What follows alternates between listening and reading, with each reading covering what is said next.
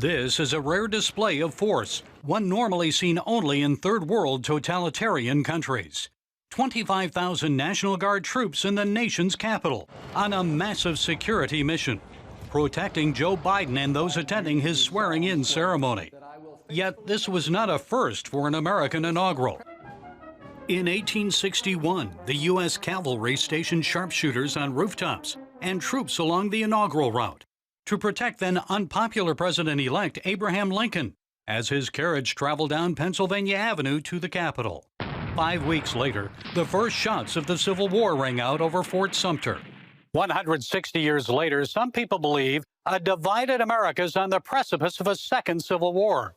But the senior editor of the American Conservative, author Rod Dreher, believes the country may be on the brink of what he calls a Father Kolakovich moment. In his book, Live Not by Lies, Dreher tells of an anti-Nazi priest who taught at Slovakia's Catholic University during the Second World War. Father Stefan Kolakovich warned his students about coming persecution. He told his students, the good news is the Germans are going to lose this war. The bad news is the communists are going to be ruling this country when the war is over. The first thing they're going to do is come after the church. We have got to be ready for it. Kolakovich organized student prayer groups to prepare for suffering. Dreher says they became the backbone of Eastern Europe's underground church. I firmly believe that we're in a similar moment here in America now. Christians of all kinds, Catholic, Protestant, Orthodox, have got to take advantage of this moment of liberty we have to get our networks in place to prepare for persecution. And unlike Soviet and Eastern Bloc communism, Dreher describes what may be coming to America as soft totalitarianism. It's not going to have gulags, secret police, the things that the Soviets had. Rather, this is something that's going to be done mostly by big tech, limiting access to the economy and keeping it so that only those who conform with what the regime wants can participate in the economy. Social media speech censorship and Amazon's recent shutdown of servers for the popular conservative website Parler may provide a clue as to what may lie ahead.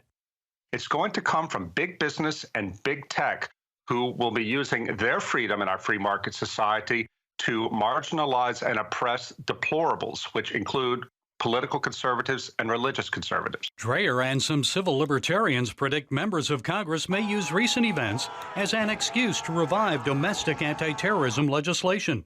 They fear the effort could potentially target innocent Americans. We're going to see people designated as terrorists, people who have no interest in terrorism at all, who do not support violence, but who simply question the way things are done in this country, and they do so from the right. I believe that Christians, conservative Christians, are going to be targeted too. And there will be no discrimination between us peaceful conservative Christians and those who want violence. And Dreher believes while the COVID-19 pandemic is a serious issue, it is also pushing an already dependent American society toward a willingness of being controlled. It has put us in a position and a mindset of fear and control, and where we can be open to being told what to do by the government. And I think that this has been a dry run, if you will, for greater control. One that covers nearly every aspect of your life, courtesy of big government, big tech, and big media.